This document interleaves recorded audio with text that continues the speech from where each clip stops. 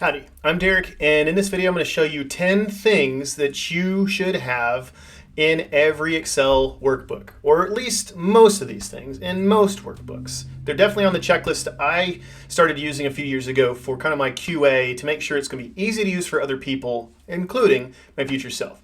So let's get started here. The first one is to have a table of contents. Okay, especially if you have a lot of sheets, if there's more than you can see at the very bottom to navigate to, this becomes very crucial. It helps let people know what's in the file, as well as provide some guidance for navigation. Now, I like to use a couple of tools that will give a hyperlinked list. So you're seeing that kind of right here. These are all hyperlinks that you can jump to. Now, if you wanted to create this very, very quickly, okay, one of the tools I use all the time is this little sheet action pick list. I call it the sheet action picker. So if you use option T right there, it will create a table of contents. Okay, on the fly, it creates it automatically. It's not dynamic, so it's not going to pick up any new sheets or ones that you delete, but you can do that very, very quickly. If you're more of a visual person, you can also take the gallery approach. So see how these are all thumbnails of the other sheets in the file, and notice that you can click on those, the cursor changes.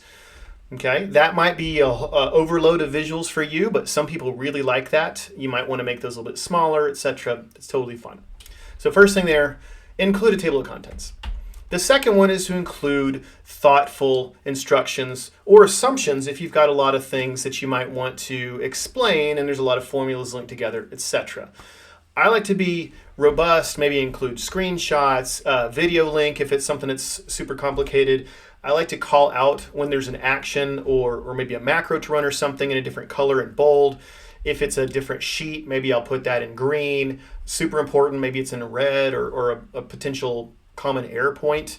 The key though is to put a list over here off to the side. I like to put this, I know it's a little complicated of a formula, but there's a macro run insert that will automatically update the counting list as you add new things to it, like you're seeing right here. Okay, so definitely use instruction list. The amount of detail that you put in there really is up to you and the people that you know. Maybe you put more detail and hide that or link out to it. But super crucial to document what's happening, maybe even put version updates if you made big updates to your files. And again, that's really helpful to the people that you work with, especially auditors and even your future self. The third thing is to have minimized data. And you might be thinking, well, isn't the whole idea to communicate data? Yeah, but less is more. That's something I've been taught to myself and from others many times. This is a good example of that. When you're showing current data and a variance to it, there's really no reason to show what you're comparing it to, okay? Now, you can have that hidden, and that's why I love to use the grouping symbols, you know, plus minus icons. One of my buddies calls them twisties. You can always show everything, okay? So, okay, now we know what last period or last year or budget or whatever was, but by default, we really care about where we are and how we're doing.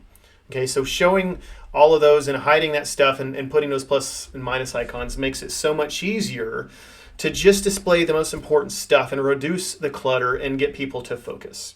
Okay, so that's definitely something to consider. What constitutes minimal data for you is different than maybe others. So have that conversation, decide what's the best way to show everything, go from there. Very similar, you're going to use that same data set to show you what thoughtful formatting looks like. Okay, it's another thing. People too often they kind of use the basics, the defaults, they don't do anything else to it, and it makes it tough to find what you're looking for. So we've got very clearly labeled headers up here with that purple. We've got the current year. Notice a $sign is actually in a header. It's not in all this other stuff, because if you were to show, how many is that, 16 cells with $signs, that's just extra clutter. And those are all itty-bitty data points that our minds have to process that take us away from what's actually happening. Red and green for when it's an increase, decrease type of a column, right? Showing the appropriate number of decimals or digits. In this case, it's rounded to thousands. Notice that we put that up here at the top, thousands, right? So again, the less digits and decimals and symbols that you can show, the better. If you're not familiar with how to do some of these things with custom number formats, definitely something I would recommend taking a look at. In fact, I'll put a link to some resources there in the comments below to this video, because that's definitely something not enough people do. Next one is minimal inputs. Now you'll be looking at this screen going, what the heck does that mean? I like to highlight all my inputs in yellow, and this is even more than generally I would have in a file. This happened to be from a really intricate one with a lot of crazy stuff going on. But notice how the green ones are all linked back to a yellow one, okay? And then everything on this sheet really goes to a whole bunch of formulas. There's really not much else that is hard-coded. When you intermix hard-coded cells with formulas, you are asking for trouble. They will be forgotten, they will be overwritten, the audit trail is gone. I recommend using minimal inputs like this, linking these to all kinds of formulas. Maybe you have source data, it could be a table, maybe it's funneled through Power Query or something else that's more automatic. But separate your source data, your inputs and assumptions, and your formulas, where all the output is. I promise you will have more luck and less errors when you take that approach. Now, the input could be maybe a toggle at the very top of a sheet. You'll see that here in a minute. Actually, just a moment, the very next thing we look at. But make it very obvious that it's an input, and don't intermingle those all throughout your file. Again, you're just asking for trouble, okay? The next one is data validation. If you're capturing data in any way, and in this case, it's kind of driving the rest, put a little message in there for the calculation, put in an error, all the different things that you can do there. Let me go back and there we go, reset our formatting there. But use data validation to make sure that you either have a drop-down list, which is going to save people time, or if it should be a number range or date range, or even a custom one. I've been using a lot more custom data validation when we're entering a bunch of things like invoice numbers, and it should start with INV. Put that in as a custom data validation format, right? But not enough of this is used when we're capturing data, and even though it's not bulletproof, it can still guide your users and save them time, and it is a first line of defense. Next thing is to make sure you're using tables.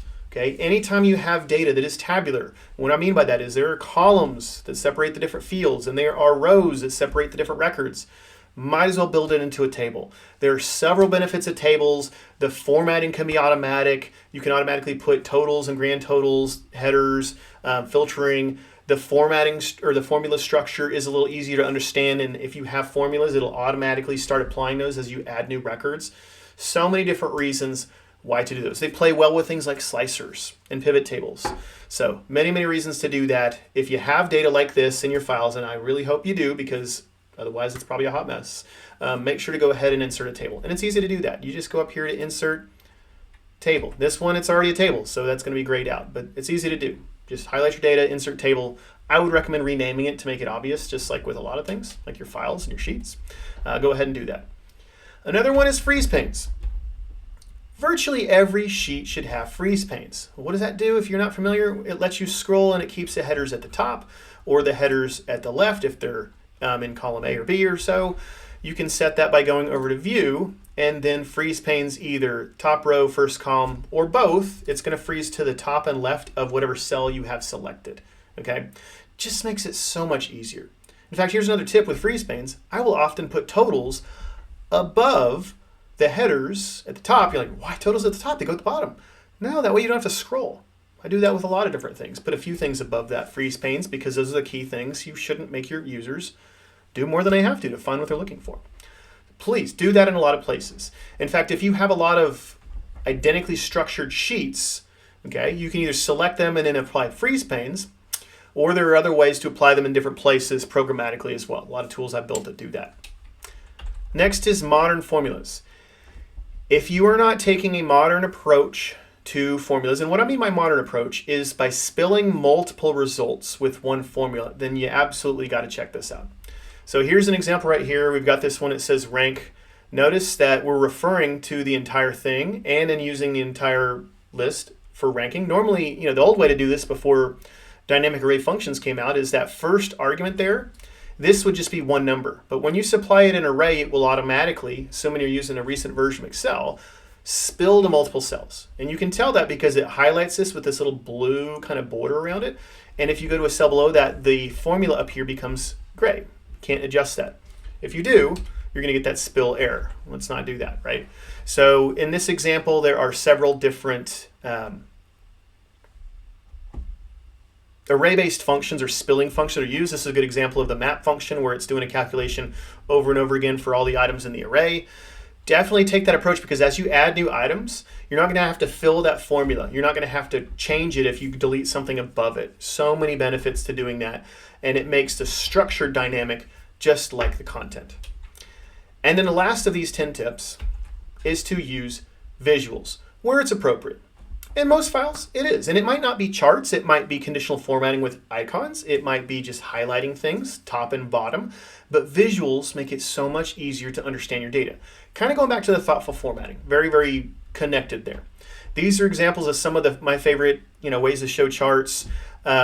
These are pivot charts under the hood so that it's automatically updating based on the data. Very easy to kind of drag and drop the different fields, showing you how things relate year over year like this. Using visuals, it makes it so much easier to understand, just like that whole picture's worth 1,000 words thing.